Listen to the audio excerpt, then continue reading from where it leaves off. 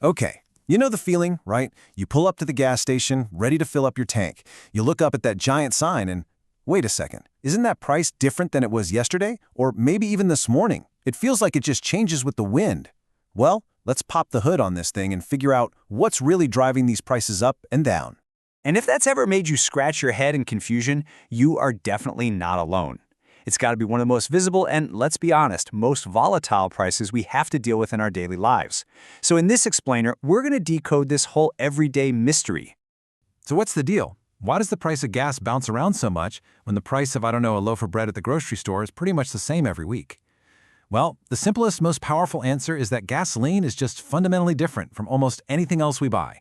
Think about it like this. For a $2 loaf of bread, the actual wheat that goes into it costs about 5 cents. That's it.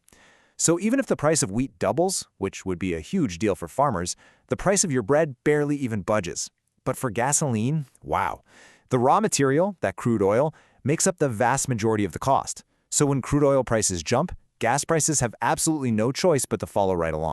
Yeah, a whopping 70% of what you pay for a gallon of gas is just the price of the crude oil itself. Everything else, refining it, all the taxes, and actually getting it to your local station, all of that has to get squeezed into that little 30% that's left over. So it's pretty clear. To understand gas prices, we have to understand oil prices. Okay, so if crude oil is the big driver, where does that price come from? It's not set by some secret committee in a back room somewhere. Nope, it's determined on this massive, interconnected, global marketplace. But it's kind of a weird market. You could almost call it a paper ocean, where contracts are traded way more than actual barrels of oil. The whole journey starts at places like the New York Mercantile Exchange, or NYMEX. This is basically a giant electronic market where traders are buying and selling contracts for fuel to be delivered in the future. Very little actual physical oil is changing hands here. Instead, it's this paper market that sets the price signal for the entire supply chain, all the way down to that sign at your corner gas station. Now, if you're going to follow this world, you got to know the lingo. It's pretty simple, actually. If you hear that traders are feeling bullish, it just means they expect prices to charge ahead, to go up. And the opposite of that? Well, that's bearish. Traders are expecting prices to go down, to weaken. And this is the constant tug of war, bullish versus bearish, that sets the price of oil every single day. So what makes these traders bullish or bearish? Pretty much everything. A geopolitical conflict halfway around the world, traders get bullish. A surprise policy decision from OPEC, that could go either way. A weekly supply report here in the US, a sudden refinery problem, a hurricane spinning up in the Atlantic, literally all of it sends shockwaves through that paper market, causing prices to spike or dive in a heartbeat. So you've got this daily chaos of the global market. But underneath all of that, there's another, much more predictable rhythm. The seasons. And let me tell you, for our wallets, summer is always the expensive season.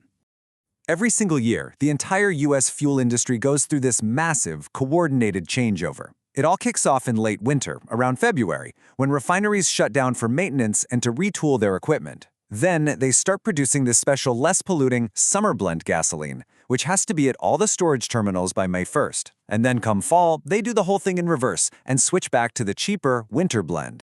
And this isn't just for show. This summer blend gasoline is way more complex and expensive to produce. It's a fussier recipe, basically, and refineries actually get less gasoline out of each barrel of oil when they make it. All that extra complexity adds up, costing as much as 15 cents more per gallon to make. And you can bet that cost gets passed directly onto us.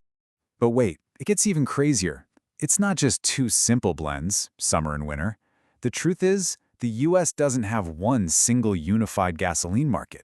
It actually has dozens of them. First off, the whole country is sliced up into these 5 regions called PADs. It's a system left over from World War II, believe it or not, and it still defines how fuel gets moved around the country. The key thing is, fuel doesn't really cross those lines easily, so you end up with these distinct regional markets, which means a problem in one pad can't be easily fixed with extra fuel from another. So you have these separate regions, and then, layered on top of that, you have all these different clean air regulations from the federal government, state governments. Think of California's super strict rules or special blends for big cities trying to fight smog. All of this means that refiners have to cook up, get this, more than 18 different formulations of gasoline. They're often called boutique fuels. This patchwork quilt of fuel rules creates an absolute logistical nightmare. I mean, this quote from a Dallas Fed paper really nails the problem. If a refinery that makes a special blend for, say, Atlanta has an issue, you can't just truck in a different blend from a few counties over. It makes the whole supply system incredibly fragmented and brittle, so any small disruption can become a much bigger problem. So we've got volatile global markets, we have the seasonal blend changes, and we have this crazy patchwork of boutique fuels. What else could there possibly be? Well, the final factor is the most dramatic one, the wild cards. The unpredictable disasters that can shock the entire system.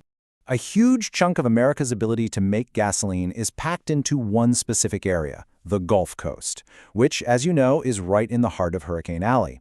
When a major hurricane makes landfall there, it can knock out a massive portion of our fuel production, sometimes as much as 40% of the entire region's output. And the effect on your wallet is immediate and severe. A disruption on that scale can cause gas prices all across the country to jump by 25, even 30 cents per gallon, almost overnight. It just goes to show how vulnerable our supply chain really is, especially when so much of it is concentrated in one place. So when you pull all of these layers together, a product that's tied directly to a wild global commodity, these massive seasonal changeovers, a supply system that's sliced and diced into dozens of tiny little markets, and then you throw in the constant threat of unpredictable disasters, you start to see that the price at the pump isn't random. It's the result of this incredibly complex and fragile system, which really leaves us with one final thought. With all of these forces at play, is the dream of a stable gas price just that, a dream?